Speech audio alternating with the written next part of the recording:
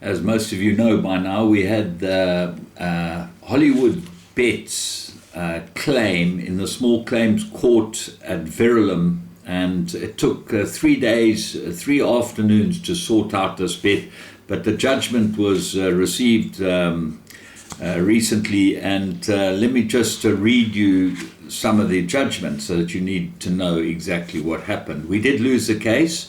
And it's quite apparent why the commissioner, Mr. Garden, SP Garden, decided that we should lose the case. But let's say that we start with about paragraph 4. Mr. Goodman, on the 1st of July 2020, placed a bet with the defendant on his online betting site, wagering the sum of 50 Rand at odds of 100 to 1 to win 5,000 that Wigan would be relegated from the English Championship. Wigan was relegated. Mr. Goodman claims, based on his bet to be a winning bet, and the defendant is liable to pay him the sum of 5,000 Rand.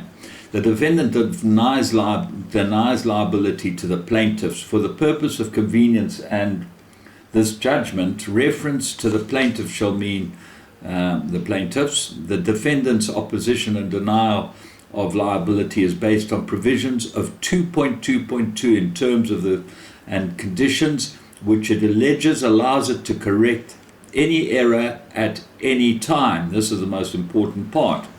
As an alternative, the defendant also pleaded that the plaintiff's claims amounts to snatching at a bargain and is not sustainable. So let's just talk about snatching at a bargain. They said that we snatched at a bargain and not sustainable. Well, we argued that any bet is snatching at a bargain, because no one would have a bet if they didn't believe that they were getting something in their favor. He goes on to say there's no dispute to the bets being taken by the plaintiffs. It is not disputed the plaintiffs that prior to placing the bets have become aware that Wigan Athletic have been placed in administration. We knew that. The plaintiff checked the odds on the defendant's website, and which remained unchanged, even though news had broke of the administration. It is common cause that the newspaper report that Wigan Athletic was going into administration broke at 1:30 on the 1st of July 2020. The parties understood that this could mean that Wigan could be deducted between 12 and 15 league points at the end of the season. It is also common cause that Wigan Athletic was in fact relegated. The plaintiff submit that the defendants did not correct its odds and continued to allow the bet to stand, even though the defendant had ample time to change it. Now, this is the important part. The plaintiff further submits that the sessions event ended 23rd of July, which was 23 days later, yet the bet was only cancelled by the defendant on the 27th of July. The plaintiff submit that the defendant cannot rely on its terms and conditions. The plaintiff state that clause 2.2.2 allows for a system error, and further are of the view that the defendant, by allowing the bet to continue over the 23 days, the defendant as bookmakers had accepted for the bet to stand at those odds of 100 to 1. The plaintiff states that there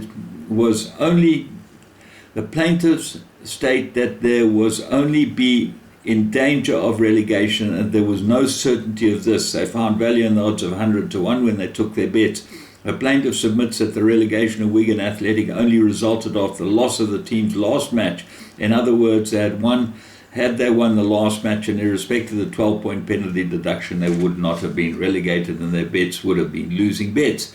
The plaintiffs were fortified in their belief that the defendant, by allowing the bet to stand over 23 days and given the uncertainty as to relegation, the defendant was prepared to stand the bets at the odds of 100 to 1. Now, this is the interesting part. The defendant admits that it made an error, that there was a delay on its part which it attributes to certain of its employees who had not timelessly discovered the news of the administration of the football club concerned. It is clear that the defendant was at fault, and also attribute this to the volume of bets and events that are wagered on. The defendant submitted they had discovered the news of administration on the 23rd of July, and on the 27th of July 2020 cancelled the bet with respect to this event. The defendant submitted they had become timelessly aware of the news of the administration of Wigan Athletic. It most certainly would not have offered the odds of 100 to 1 which were offered prior to the news administration, as the probability of relegation was now much higher. The plaintiffs disputed this. An interesting point is, what odds would the defendant have offered the plaintiff as 2nd of July, and assuming that it was at this point of time aware of the administration. However, the issue was not determined by the court. As I understand, the defendant had cancelled a bet on the 27th of July and corrected the odds to even money after the event. Now, the judgment says, I've carefully considered the evidence of the plaintiff and their submissions and the evidence of the defendant's submissions. I accept that the issue to be determined is whether clause 2.2.2 of the defendant's terms and conditions are the defense of the claims of the plaintiffs. Clause 2.2 of the terms and conditions deals with correction of errors. Clause 2.1.1 allows the defendant to correct human errors, including incorrect odds. One of the issues raised by the plaintiff is that the defendant had allowed the bet to prevail for a period of over 23 days, and that this conduct meant that it could not rely on clause 2.2. However, clause 2.2.2 goes further to read, the defendant has the right to correct any error in odds offered at any time by submitting it, substituting it with its correct odds as determined by it. Clause 2.2.2 does not place any time limit to when an error can be corrected. It in fact allows the defendant to correct any error at any time. This is irrespective of the defendant being at fault. It's common clause that the plaintiffs are experienced gamblers, having opened their accounts to the defendant for some time and having placed their bets on the 1st of July, and in order to do so, they had logged into the defendant's website and agreed to all the defendant's terms and conditions. Okay, so then we go on to his judgment.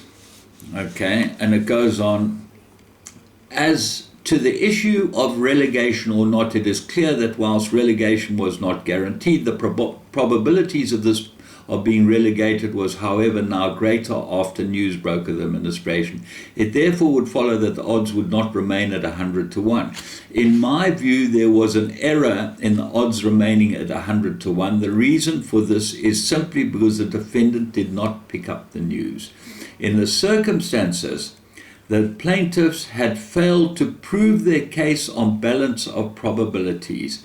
I am satisfied that the defendant's general terms and conditions are applicable to the bets placed by the plaintiff, which entitled it to correct the odds. As a result, the plaintiff's claim is dismissed. S.P. Garden, Small Claims Commissioner. So, there you have it. What in fact happened was that the Small Claims Commissioner, Mr. Garden, believed that the Hollywoodbets are able to change the odds of any bet at any time. So, in simple terms, this means that if you, as a gambler, back a horse or any event, okay, because you have some information, which normally is the case as to why you're backing a horse. Let's say a horse gallops extremely well on Monday, and the anti-post betting comes out on Tuesday and no one knows about it until Thursday, and the horse is 20 to 1 and starts at 6 to 10 on Saturday, and you back the horse at 20 to 1. In fact, the bookmaker would be entitled to change the odds. Ridiculous, in my opinion, but that's what it is. That's the judgment, and we stand by the judgment. Beware, all of you, in betting with these type of terms and conditions, because the odds can be changed at any time, even after the event is completed, as is what happened here. From me, James Goodman, it's been a most interesting little run. Have a good one, digest it, and comment.